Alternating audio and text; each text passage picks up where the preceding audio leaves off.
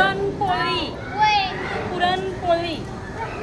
हे बघा पुरणाचे दिंडे तसेच सेम पुरणपोळी. पुरणपोळी करतात. हां आणि काय हे काय पापड सांडगे. हां सांडगे. काय नाव? हां बरोबर याने बरोबर सांगितलं. दूध. दूध. त्याचं नाव पाणी. छान. सगळ्यांनी आता नमस्कार करायचा आहे. असा नमस्ते. नमस्ते.